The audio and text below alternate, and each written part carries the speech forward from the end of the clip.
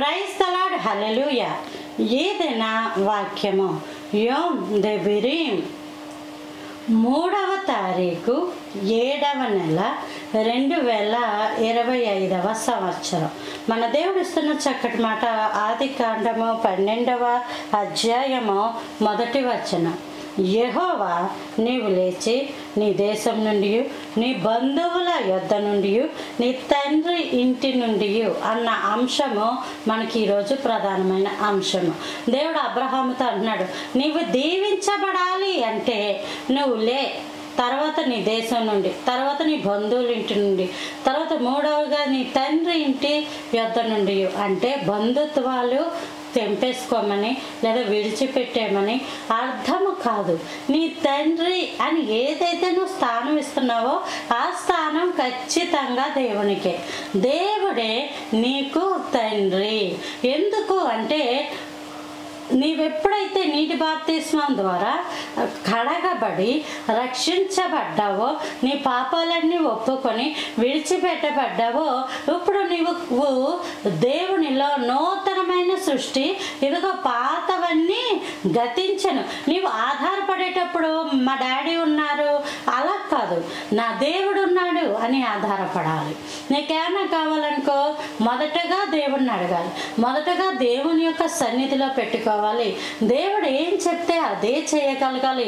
తండ్రి ఇంటి యొద్ద నుండి అంటే ఇక పెద్ద రకము అధికారము, ఆధారపడడం, ఈ మూడు కూడా తండ్రి, నీ పరలోకపు తండ్రి అయినా దేవుని మీద ఆధారపడాలి. దేవుని చిత్తమేంటో తెలుసుకోవాలి. దేవునికి అనుకూలమైన జీవితము జీవించాలి. మనుషులకి అనుకూలంగా జీవిస్తే వాళ్ళు స్పందిస్తారు, అనుకూలంగా జీవించకపోతే కోపాలు పెట్టుకుంటారు. ఆ కోపాలు శాశ్వత కాలం వాళ్ళు ఏమి చేయరు.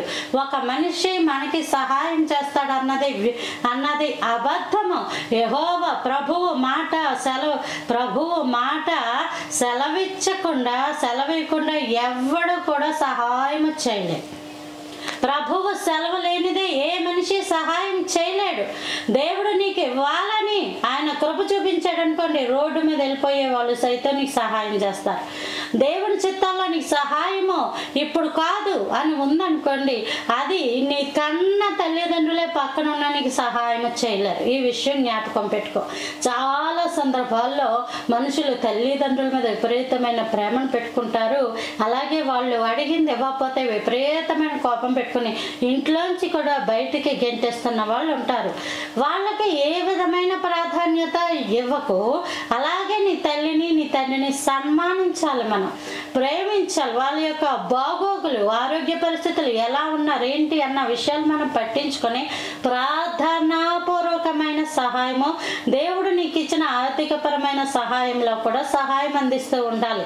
అంతేగాని నీ తండ్రి ఇంటి యొద్ద నుండి అన్న మాటకు అర్థం ఏంటంటే, నీవు దేవుని మీద పడినప్పుడు నీ శాపము కొట్టివేయబడుతుంది, నీ పాపము కొట్టివేయబడుతుంది. నీ తండ్రికి ఉన్న రోగాలు సైతం మీకు రావు. ఈ విషయం గుర్తుపెట్టుకోండి.